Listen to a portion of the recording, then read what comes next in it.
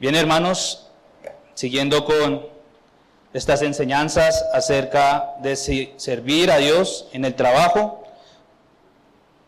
estamos viendo el tema de la perseverancia o la permanencia, recordando que solamente por Dios cada uno de nosotros podrá ser guardado o perseverado en el trabajo.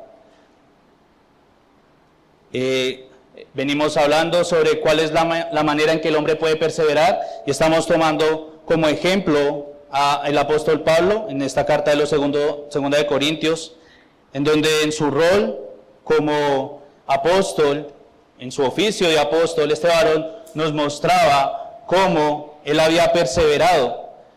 Y estamos viendo unos principios de cómo este hombre estaba desarrollando su vida de piedad durante su peregrinaje o su ocupación en el trabajo. Continuando, la clase pasada estuvimos viendo acerca de dos principios generales: atribulados en todo, mas no angustiados; en apuros, mas no desesperados. Hoy seguiremos con perseguidos, mas no desamparados; derribados, pero no destruidos. Entonces nos encontramos continuando con estas enseñanzas sobre cómo perseverar en el trabajo, y estamos tomando el ejemplo de la vida del apóstol Pablo. Hoy nos corresponde ver la segunda parte sobre estos principios de cómo perseverar en las aflicciones. Veremos perseguidos, mas no desamparados. No sé si alguna vez usted se ha sentido perseguido en su vida. Tal vez va por una cuadra o un barrio, en los barrios los que vimos en estos sectores de abajo, tal vez sí sabrán cuál es este sentimiento de estar sintiéndose acorralado, quizás. Cada vez empieza a mirar y hay menos gente, y usted empieza a sentirse angustiado, ¿no? Empieza a voltear atrás, no hay personas, le da miedo, como dicen algunos, hasta de su sombra, y tiene un afán por salir de esta situación, de una situación muy terrorífica. Bueno, aquí esta palabra a la que se refiere el apóstol de perseguidos tiene que ver con esto, en donde un hombre, una persona busca salir de una situación de manera desesperada. Pero más que una sensación de ser perseguido, esta palabra quiere decir estar acosado, estar siendo acosado por alguien. Eso es algo más real, ¿no? Estar siendo acosado por una persona. Mateo 5:11 es un ejemplo del tipo de persecución que podemos sufrir en esta vida. Dice allí: bienaventurados seréis cuando por mi causa os vituperen y os persigan y digan toda clase de mal contra vosotros mintiendo. Entonces, claramente, en la vida del cristiano habrá muchas maneras en nuestro trabajo en donde seremos perseguidos, ¿sí? Y hoy quiero que miremos algunas maneras generales en las que podemos en el trabajo estar siendo objeto de persecución. Lo primero es, como acabamos de leer en Mateo 5:11, una persecución verbal. Formas en las que usted en su trabajo puede ser perseguido. Vamos a ver en esta ocasión una persecución verbal. Allí usted encontrará burla, rechazo, difamación, ¿sí? Aquí en Mateo 5:11 podemos ver, este es el sermón sobre la bienaventuranza. Vemos como una de las maneras típicas en la que usualmente el mundo persigue a los cristianos es por medio de las críticas. La palabra que os vituperen quiere decir insultos, reproches, quiere decir avergonzarnos públicamente frente a una persona, escarnio público, como dicen algunos.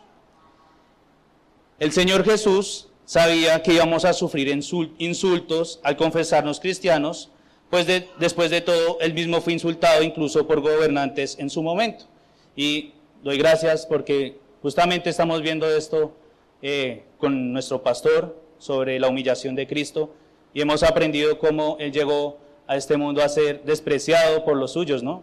Y insultado, ¿sí? Lucas 22, 63, 65 dice: los hombres que custodiaban a Jesús se burlaban de Él y le golpeaban y vendándole los ojos, le golpearon el rostro y le preguntaron diciendo: profetiza, ¿quién es el que te golpeó? Y así decían muchas otras cosas injuriándole. Si el mismo Salvador, Jesucristo, fue injuriado, fue insultado, fue burlado, ¿qué no nos espera a nosotros, hermanos, como hijos de Dios, que nos confesamos ser hijos de Dios? Si somos fieles seguidores de Cristo, en algún momento de nuestra vida hemos de ser ofendidos de forma verbal o se nos van a burlar, quizás por nuestros principios cristianos o por nuestras convicciones con las que tomamos decisiones, quizás por soportar en silencio muchas aflicciones seremos burlados. Nehemías 4, 1 al 3, aquí vemos cómo cuando el pueblo de Israel intentó reconstruir el muro, fueron objeto de burla por sus enemigos. Nehemías capítulo 4, versículos 1 al 3 dice allí: cuando oyó Sanbalat que nosotros edificábamos el muro, se enojó y se enfureció en gran manera, e hizo escarnio de los judíos. Y habló delante de sus hermanos y del ejército de Samaria y dijo: ¿qué hacen estos débiles judíos? ¿Se les permitirá volver a ofrecer sus sacrificios? ¿Acabarán en un día? ¿Resucitarán de los montes del polvo las piedras que fueron quemadas? Y estaba junto a él Tobías, amonita, el cual dijo: lo que ellos edifican del muro de piedra, si hubiere una zorra, lo derribará. Entonces vemos que esta nación había sido atribulada en gran manera, estaban volviendo de su cautividad, iban hasta ahora a montar un muro, seguramente sí estaban débiles, hermanos, pero esta ocasión la aprovecha su enemigo para acusarlos, para burlarse de ellos. Uno de ellos le dice: están tan débiles que una zorra puede tumbar lo que ustedes hagan en este momento, ¿no? Entonces era una tribulación, estaban siendo perseguidos por medio de sus palabras. Seguramente estos hombres tenían una apariencia débil, pero vemos que en vez de retroceder, de desfallecer, en el versículo 6, estos hombres toman ánimo, pues son los mismos que, como hemos visto anteriormente, toman una espada para defenderse y construir el muro de Jerusalén. Dice en el versículo 6, edificamos pues el muro, y toda la muralla fue terminada hasta la mitad de su altura, porque el pueblo tuvo ánimo para trabajar. De esto también quiero que observe cómo dice que Sanbalat se enojó y se enfureció en gran manera. Y es que muchas veces el evangelio de Cristo, las personas seguidoras de Cristo fieles, causan esta sensación en las demás personas, furia. Causan que las demás personas menosprecien el evangelio y sientan un odio hacia el cristiano y hacia lo que éste profesa. En nuestro trabajo seguramente no nos van a decir: mire qué hombre tan débil, o qué débil cristianito, no nos van a decir seguramente esto, pero sí habrán momentos donde nos tildarán de fanáticos, de anticuados, de legalistas. Hoy en día tal vez no le digan a ustedes que usted es legalista, pero es que usted no acepta la equidad del género, no acepta el aborto. Eso es para mí ser intolerante, quizás. Podrán creer que somos ignorantes o tontos por obedecer mandatos como ofrendar o como estar en el día del Señor. Nos dirán: ¿qué va a pensar en aquello del matrimonio o de ser guardados hasta el matrimonio? Muchas cosas, Señor, que nos han hablado en este mundo, y seguramente usted ha sido perseguido por algunas de estas palabras. Sin embargo, como acabamos de leer, debemos pedir a Dios para que, no importa cuánto nos ofenda, tomemos ánimo y podamos cumplir con nuestro llamado. Otro tipo de persecución que usted puede tener es el rechazo social por nuestras convicciones. Un rechazo social por nuestras convicciones. Primera de Pedro, capítulo 4, versículo 3 al 4. Entonces, estamos viendo maneras en las que podemos ser perseguidos o tendremos persecución en el trabajo. La primera es una persecución verbal, donde está la burla, el rechazo. Ahora vamos a ver otro tipo de persecución que es el rechazo social por nuestras convicciones. Primera de Pedro 4, 3 al 4 dice: baste ya el tiempo pasado para haber hecho lo que agrada a los gentiles, andando en lascivias, concupiscencias, embriagueces, orgías, disipación y abominables idolatrías. A esto les parece cosa extraña que vosotros no corráis con ellos en el mismo desenfreno de disolución y os ultrajan. Entonces estamos hablando de aquel hombre creyente que seguramente vivió una vida de pecado, fue convertido, vuelto al Señor, y cuando va tal vez con las personas en las que compartía estas disoluciones, dice que les parece cosa extraña lo que este hombre hace. Extraño. Y es que esta es la manera en cómo muchas veces ven al cristiano en el trabajo, una persona extraña. Dice la Biblia que es la manera con la que nos consideran aquellas personas cuando no compartimos esos desenfrenos que estas personas tienen. Y es que cuando el cristiano por sus convicciones empieza a rechazar esas malas conversaciones, cuando empieza a no reírse de esos chistes ofensivos, cuando se aleja de prácticas mundanas como el Halloween, o cuando no acepta invitaciones a lugares inapropiados donde las personas se emborrachan, lo van a catalogar como el bicho raro, el extraño del trabajo. ¿Qué pasa con el extraño? Bueno, generalmente es sacado del grupo, es marginado para que no incomode y para que estas personas puedan vivir tranquilamente en sus pecados sin que nadie los esté juzgando. Quien es verdadero cristiano no se pone triste por esto, hermano, porque de hecho esto va a serle de ayuda, ¿sí? Librarse de un contexto en donde se fomenta el pecado va a ser, yo creo que un alivio muchas veces. Aunque puede que para algunos sí sea traumático este hecho de estar solo, quizás porque son más sociables o porque les gusta estar en grupo. Bueno, yo les animo a estos hermanos a que puedan aprovechar para que en esos momentos puedan dar un buen testimonio en estas situaciones. Y que si se presta para pecar, prefiera ser el marginado del grupo, el extraño, a ser el popular disque cristiano que busca guardar su testimonio ante los demás, que no busca guardar su testimonio ante los demás, sino que busca es una aceptación de un grupo de impíos. Entonces, otro tipo de persecución que sucede en el trabajo para un cristiano es el ser rechazado por los demás.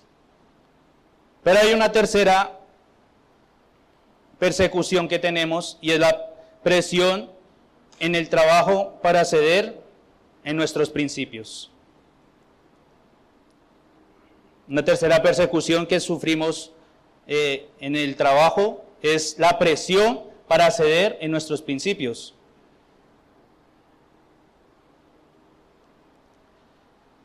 Y creo que esta es la persecución más compleja en el contexto de un trabajo, hermano, porque ustedes lo pueden injuriar y usted puede soportar, ustedes lo pueden apartar del grupo y, bueno, de hecho es bueno porque no va a tener las tentaciones, pero cuando lo presionan para que usted cometa un pecado, cuando lo presionan para que esté participando de alguna infracción a la ley, eso es una presión o una persecución más difícil de llevar. Dice la Biblia, no participéis en las obras infructuosas de las tinieblas, sino más bien reprenderlas. Muchas veces no hacemos así, hermanos.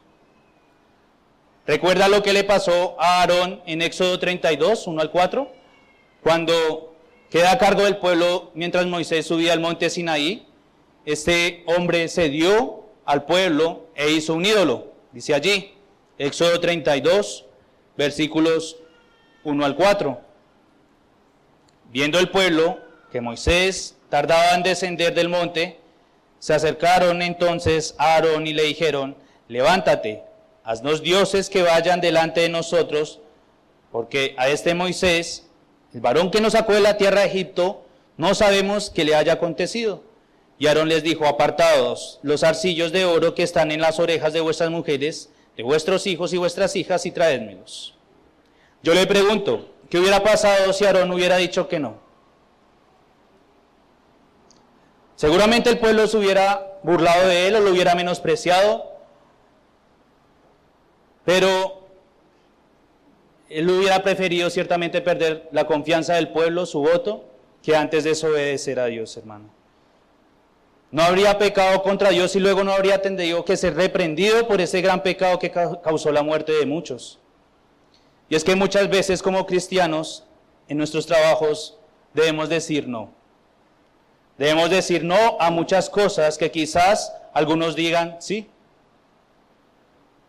Seremos odiados, seremos quizás vituperados por otros, pero con una conciencia tranquila, hermanos, de seguir nuestros principios y de mantener nuestra fe. ¿Cuántas veces en el trabajo no se nos pide de participar, por ejemplo, de mentiras en chismes, de falsas acusaciones? ¿Cuántas veces no nos han dicho que actuemos injustamente en contra de la ley? Claramente no le van a decir, vamos a pecar robando a la empresa, pero sí le van poco a poco metiendo o lo van involucrando en asuntos que usted sabe que están mal. Un abogado, por ejemplo, en el contexto de nuestro país y en general yo creo que en cualquier país, muchas veces es llevado a manejar la ley de manera en que se acomoda para una situación y tratan de acomodarla mintiendo y engañando, haciendo creer que esas verdades parciales que están ahí es algo verdadero, pero al final todo esto es un engaño, una mentira de humo. Y pasan así por encima de la ley.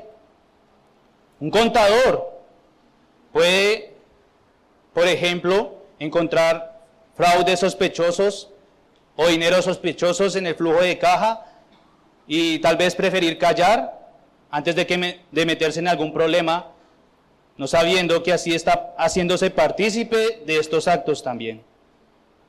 Un profesor, dirán ustedes, ¿un profesor cómo?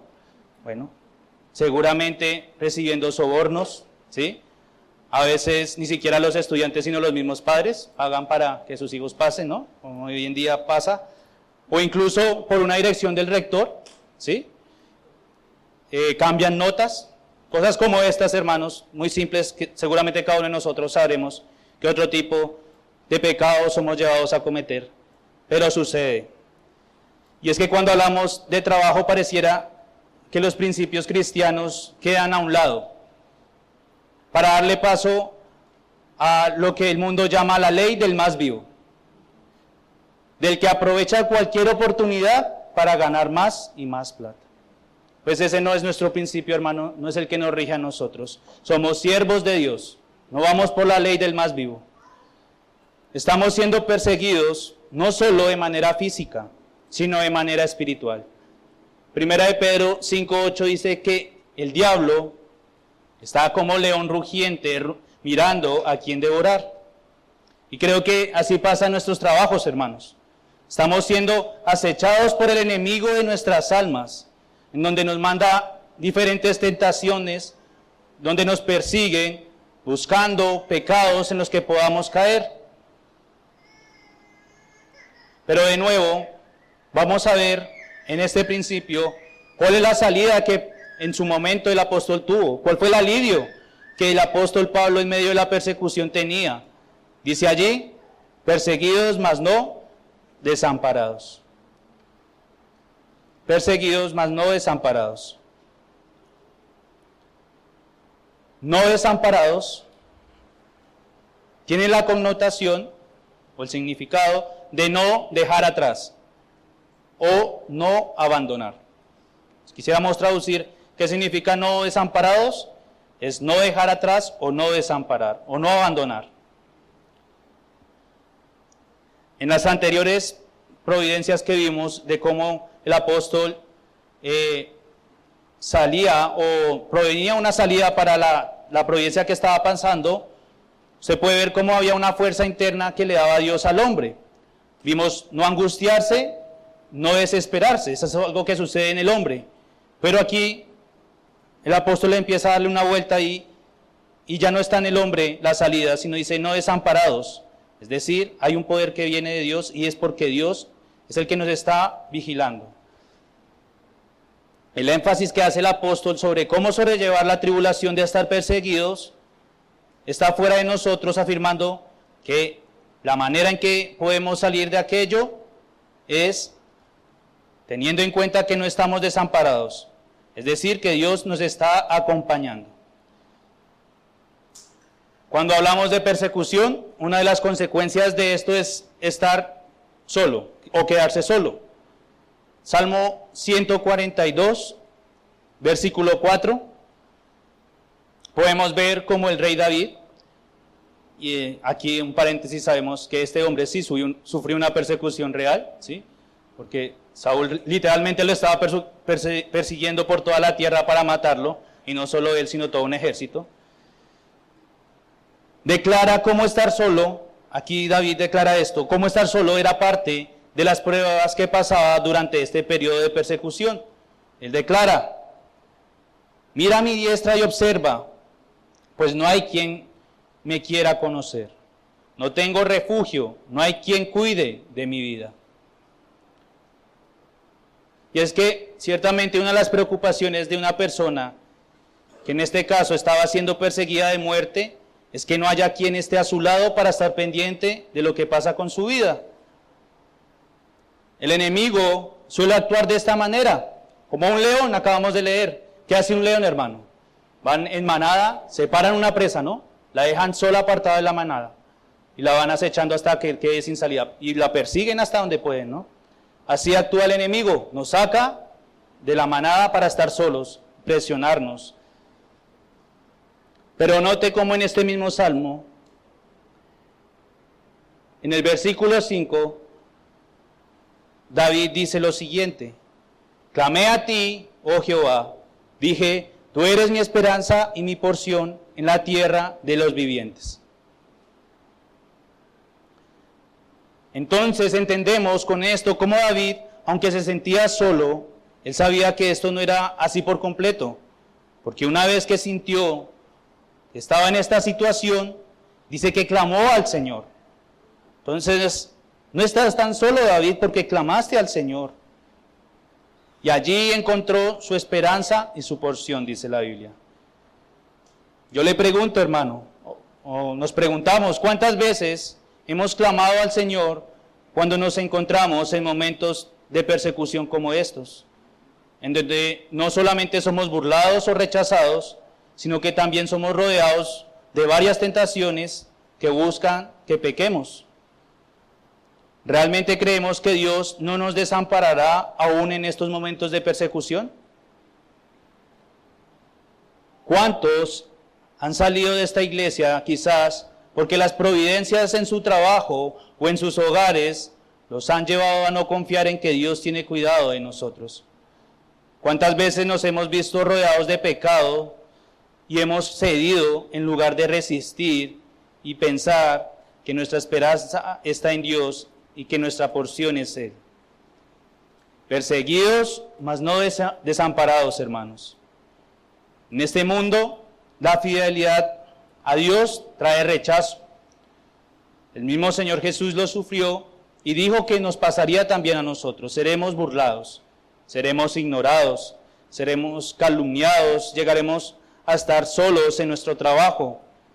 Habrán momentos en donde miremos alrededor nuestro y pareciera que estuviéramos rodeados solamente de tentaciones y de pecados que buscan nuestra caída. Sin embargo, no debemos desfallecer, porque a pesar de todo esto, nunca estaremos desamparados. Salmo 33, 18, 19 nos recuerda, dice allí, he aquí el ojo de Jehová sobre los que le temen, sobre los que esperan en su misericordia, para librar sus almas de la muerte y para darles vida en tiempo de hambre. Qué aliciente es saber esto, hermano, que Dios está pendiente de nosotros, que su ojo está sobre los que le temen, que está pendiente en nuestro caminar para librarnos no solamente de aquellas providencias físicas, sino también aquellas que buscan nuestra caída y nuestra muerte eterna. El ser perseguido también nos hace andar por ese camino por el cual pasaron los profetas, hermanos, y los apóstoles, hasta el mismo Señor Jesús. Thomas Watson, en esta explicación del sermón de la bienaventuranza, del sermón del monte, en esta bienaventuranza de la persecución, él dice lo siguiente: la persecución es el crisol de la sinceridad. Los hipócritas no pueden soportarla. El fuego del reproche revela de qué está hecho realmente el oro. La persecución es el crisol. El crisol, hermanos, si recuerdan, es el recipiente en donde se fundía la mezcla. Dice que la persecución es el crisol de la sinceridad. Y es que ciertamente una persona que no es sincera en su andar, cuando llegue la persecución se va a volver hipócrita, porque no va a ser consecuente con lo que profesa. Entonces la persecución para el creyente no se vuelve en una dificultad, sino en un crisol en donde se muestra su sinceridad y su confianza en Dios. ¿Cuántas veces se ha quebrado nuestro crisol de nuestra vida de piedad en el trabajo por ceder a la presión en la cual estamos siendo perseguidos?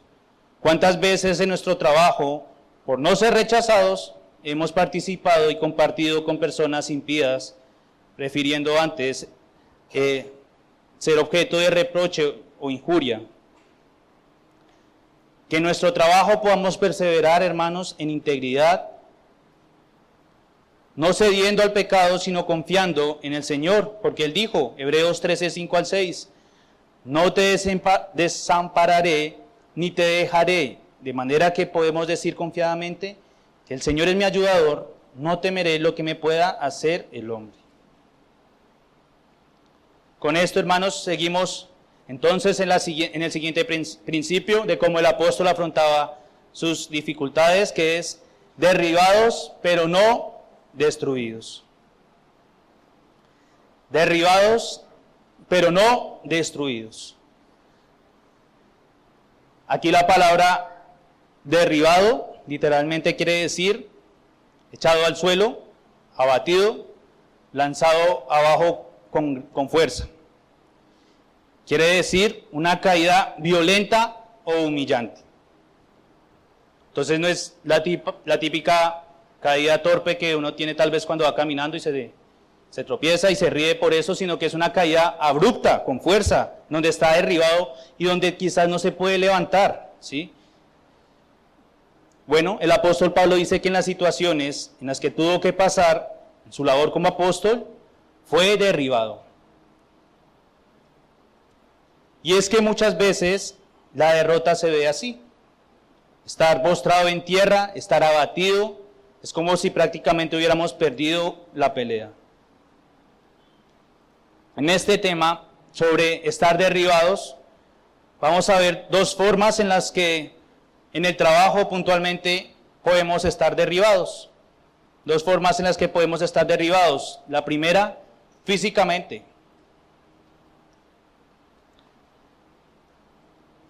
Vamos a ser derribados en el trabajo, y una de las maneras o formas en las que podemos estar derribados es físicamente.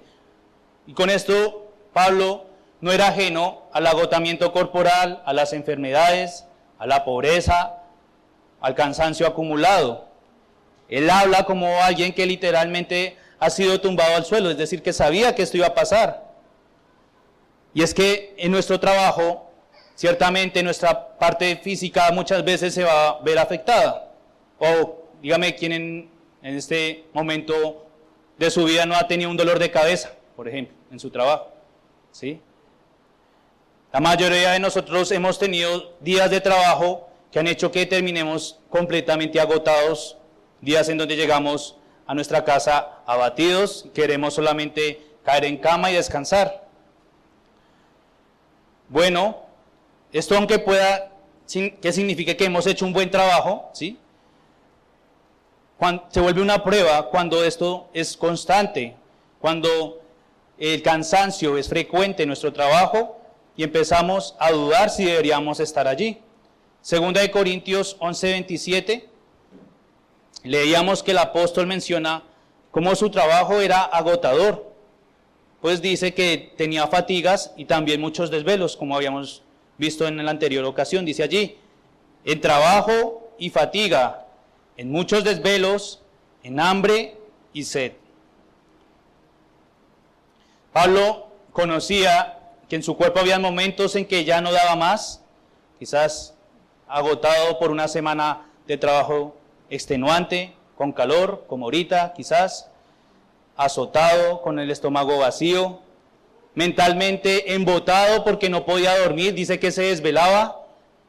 Era una condición bien extenuante donde realmente el cuerpo no le daba para continuar más.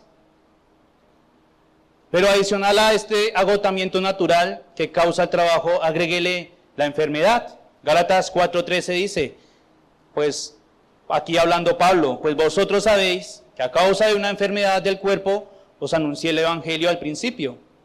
Usted mismo confiesa que estaba, o que en ese momento tuvo enfermedad en su cuerpo. Tenemos trabajos que nos demandan gran esfuerzo, que demandan de nosotros que estemos al 100%, pero cuando estamos enfermos no podemos hacerlo. Es muy duro. Nuestra capacidad disminuye. Pero aún así debemos saber, hermanos, que con todo esto no debemos cesar nuestra labor de cumplir nuestra meta. Otra dolencia o otra calamidad física puede ser acompañada por el estado de pobreza. Días en donde su trabajo no alcanza para los gastos en su hogar, en donde las personas les ha tocado incluso tener 2 obligaciones o 2 trabajos para suplir el pan de sus hijos. Pruebas en donde el cuerpo no da, pero además se debe continuar porque no hay quien provea para el hogar. Y sabemos que eso pasa. Primera de Tesalonicenses 2:9 nos muestra cómo Pablo seguramente le sucedió así, porque se esforzaba en su trabajo para no ser carga de él a sus hermanos, dice él. Como sabemos, Pablo adicionalmente apóstol, él fabricaba tiendas. Y dice allí, porque os acordáis, hermanos, de nuestro trabajo y fatiga, como trabajando de noche y de día, para no ser gravosos a ninguno de vosotros, os predicamos el evangelio de Dios. Así del mismo modo, muchas personas tienen que trabajar con condiciones adversas físicamente, de día y de noche, como el apóstol, para evitar ser carga a los demás. Pero trayendo consigo el cansancio, la enfermedad, y adicional a esto, con una condición económica dura. Incluso en estas pruebas suele suceder que las personas más cercanas llegan a menospreciarnos, como en el punto anterior, incitándonos a pecar, como sucedió, usted recuerda, con Job y su esposa, en el capítulo 2, versículo 9, donde seguramente en su corazón esta mujer despreció a Job y le pidió, o le dijo que maldijera a Dios. Job 2:9 dice, entonces le dijo su mujer, ¿aún retienes tu integridad? Maldice a Dios y muérete. Entonces, hermano, es una situación compleja. Está el cansancio, está las enfermedades, está que quizás está por un momento de pobreza, y adicional a esto, la mujer o los cercanos están acusándolo o haciéndolo que se sienta fatigado mentalmente. Eso es estar derrumbados, hermanos, estar en el piso. Físicamente, con el cuerpo diciendo no puedo más, y adicional a esto, menospreciados por nuestros seres queridos. Sin embargo, ¿Qué dice el apóstol que fue su esperanza en el momento de estar derrumbado? ¿Cuál fue aquel aliciente que él tuvo en su momento? Bueno, dice que aún no estaba destruido. El creyente puede estar cansado, puede estar enfermo, puede sufrir pobreza, puede ser hasta agredido físicamente, pero no está destruido. Segunda de Corintios 4:16 lo ratifica. Dice, por lo tanto, no desmayamos. Antes, aunque nuestro hombre exterior se va desgastando, el interior, no obstante, se renueva de día en día. Y es que la realidad es innegable, hermanos, nos estamos desgastando. De cada día que pasa no está volviéndose más joven, sino más viejo. Y con más desgaste en nuestros huesos, nuestros músculos y nuestra mente, llega el cansancio. Muchos hombres se levantan cada día cansados, con huesos adoloridos, con la mente cargada, con el corazón herido, trabajando en 2 o más labores para suplir el hogar, y aún así se sienten insuficientes, están enfermos, emocionalmente derrumbados, y para colmo reciben en su casa un menosprecio. Este es el hombre exterior que se va desgastando. Pero note que Pablo, que sabía lo que era trabajar de día, predicar de noche, sufrir enfermedades, traiciones y escasez, él dice, no desmayamos porque el hombre interior se renueva de día en día. Y es que esto es verdad, aunque tu cuerpo esté debilitado, tu espíritu sí se puede fortalecer. Cuán importante entonces se hace una oración diaria por nuestro trabajo, hermanos. Cuán importante se hace pedir a Dios porque nos provea el pan diario, pero también porque nos fortalezca nuestro espíritu en las pruebas que estamos pasando a diario. Cada día en que te levantes, a pesar del dolor, cada vez que sirves en silencio, Dios está renovando algo dentro de ti. Y es que Dios no quiere solamente que soportemos, quiere que nos formemos con estas pruebas, que crezcamos en humildad, que crezcamos en paciencia, en fe, en esperanza. Y al final, cuando tu cuerpo ya no dé más, tu alma estará más viva que nunca. Entonces, hermanos, si padecemos este tipo de pruebas económicas en nuestro trabajo, tomémoslas como ese fuego que hará resplandecer el oro de la paciencia y de la esperanza que tenemos en nuestro Señor. Ahora bien, yo le había dicho que había 2 formas en las que podíamos sentirnos derrumbados. Esta es la primera, que es la física. Pasemos ahora a la otra forma en la que las pruebas en el trabajo pueden derrumbarnos, y es de forma espiritual. Ser derrumbados espiritualmente. Aquí claramente, cuando hablamos de forma espiritual, nos estamos refiriendo a cuando hemos caído en pecado, y está la culpa, está el desaliento, está el enfriamiento espiritual, la duda o el temor. Cuando la culpa, el desaliento, la duda o el temor nos llevan a tener gran aflicción. Yo pregunto, ¿ha pecado alguna vez en su trabajo? ¿Están dormidos? ¿Han pecado alguna vez en su trabajo? Claro que sí, todos nosotros somos pecadores, y seguramente durante esas 8 horas diarias que tenemos, en alguna de ellas, en cualquier minuto hemos pecado. Pecamos a diario, pero seguro en algún momento de nuestra vida, quiera Dios que no sea así, pero quizás en alguno de esos momentos en que ha pecado, le ha pasado como el rey David, en donde su pecado le alcanzó y su conciencia empezó a acusarle hasta el punto de sentirse como un no creyente. Dice Salmo 38:4, porque mis iniquidades se han agravado sobre mi cabeza, como carga pesada se han agravado sobre mí. Y es que la culpa por el pecado puede derribar el alma, hermanos, hacer que una persona quede paralizada porque la carga que tiene es grande. A causa de la vergüenza del pecado y del temor por la consecuencia, personas se esconden como Adán y Eva de la presencia de Dios, alejándose de la única persona que puede quitarles esa carga. Y es que, adicional a su conciencia que les está acusando, también Satanás aprovecha esta situación para hacer que dudemos de nuestra salvación, para que dudemos de nuestra fe y para que caigamos en un completo desconsuelo. Quizás usted alguna vez en su trabajo ha caído, por ejemplo, en la lujuria, en la fornicación, quizás ha robado, quizás ha compartido o se ha vinculado con los impíos, ha dicho palabras deshonestas, mentiras. Quizás al verse en esta situación confrontado con la palabra de Dios por su pecado, ha tenido que caer de rodillas y verse derrumbado por el dolor en su alma de haber fallado a Dios.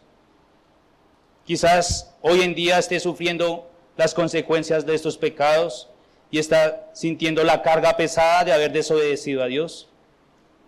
Pero, hermano, si usted es un hijo de Dios, sepa que puede que esté derrumbado, pero no destruido. Quizás hay un pecado en nuestro trabajo que es recurrente, que nos está acusando todo el tiempo porque no está siendo mortificado. Quizás tenemos luchas diarias contra este pecado, pero en vez de vencer pareciera que prevaleciera este pecado.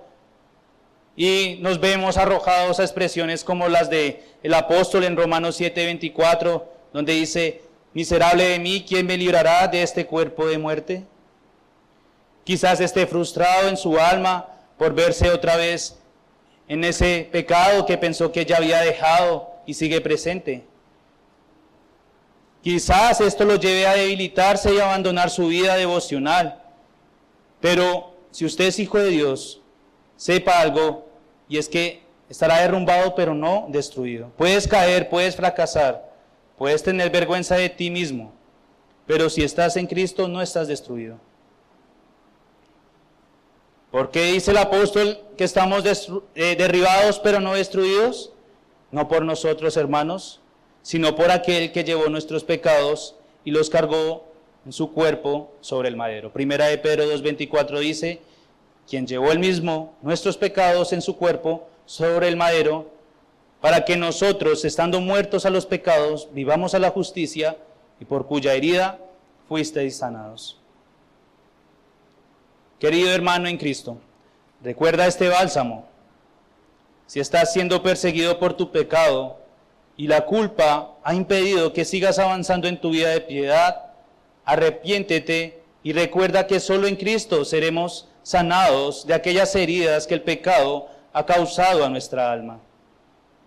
¿Estás cansado físicamente, emocionalmente, espiritualmente por causa de tu trabajo? Recuerda lo que dice el Señor Jesús en Mateo 11:28 al 29. Si es que realmente quieres descansar, Él dice: venid a mí todos los que estáis trabajados y cargados, y yo os haré descansar. Llevad mi yugo sobre vosotros, y aprended de mí, que soy manso y humilde de corazón, y hallaréis descanso para vuestras almas. Arrepintámonos, hermanos, si por causa del pecado nos hemos enfriado, nos hemos apartado de Dios, y busquemos llevar la carga de Cristo sobre nosotros, y no esa fatigosa carga del pecado en nuestros hombros. Spurgeon dijo: Dios no mide a sus hijos por sus tropiezos, sino por su retorno. ¿Se encuentra en este momento lejos de Dios? Vuelva como el hijo pródigo. Si nos hemos visto culpables en algún pecado en nuestro trabajo, volvámonos en arrepentimiento a Dios y pidamos por su misericordia. Una conclusión final sobre este tema que estamos viendo, de cómo debemos perseverar en medio del fracaso. Mire cómo Pablo, un hombre derribado pero no destruido, sabía que no perseveraba por ser fuerte, sino porque había un poder mayor que lo sostenía en su debilidad.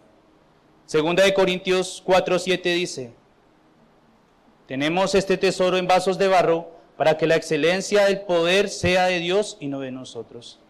Subrayo esto porque es importante y es la única manera en que podemos perseverar en nuestro trabajo, y es recordando que el poder para perseverar no está en nosotros, es de Dios. Cuando entendemos que la única manera de afrontar los fracasos y las pruebas en nuestro trabajo viene de Dios, podemos decir que estamos perseverando.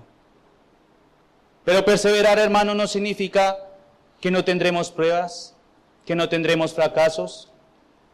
A veces estaremos físicamente agotados, otras veces fracasaremos espiritualmente al caer en algún pecado, tendremos desánimo por las pruebas que están alrededor nuestro. Fracasaremos porque somos humanos, pero el verdadero peligro no está en caer en este fracaso, sino en no levantarnos. Proverbios 24:16 dice: 7 veces cae el justo y vuelve a levantarse. Claramente esto solamente por el poder de Dios, como lo vimos. Por último, creo importante dejar claro estos 3 principios sobre lo que vimos en estas enseñanzas sobre la perseverancia, y es: primero, recordemos que nuestro trabajo es un acto de adoración a Dios. No lo veamos únicamente como un medio para conseguir dinero y sustento, sino que veámoslo realmente como un acto en donde yo puedo adorar a Dios. Debemos verlo como aquel lugar que Dios nos ha provisto para que los dones que Él nos ha dado, nuestras habilidades, puedan ser fortalecidas, puedan crecer y al final ser ofrecidas a Él en un servicio. Segundo, esforcémonos por ser buenos siervos fieles, tomando como ejemplo a nuestro Señor Jesús. El mayor ejemplo de lo que es perseverar, el Señor Jesús. Que podamos crecer más en los dones que Dios nos ha dado, que podamos apreciar más la bendición de tener mejores dones, incluso más que el dinero. Que nuestro enfoque en esta vida no sea el de tener ganancias, sino el de poder mejorar aquellas habilidades que Dios nos ha dado para fruto de su gloria. Y por tercero, que aprendamos a afrontar las pruebas y los fracasos en nuestros trabajos, no buscando fuerza en nosotros, no escapando de ellos, sino pidiendo la ayuda del único que puede levantarnos, aun cuando nadie tenga esperanza de nosotros. Que el Señor entonces, hermanos, nos ayude a seguir perseverando en nuestros trabajos y a seguir glorificándole a Él incluso en los momentos en los que estamos pasando por dificultad, sabiendo que todas estas pruebas nos ayudarán a crecer más en la piedad como hijos de Dios. Oremos al Señor.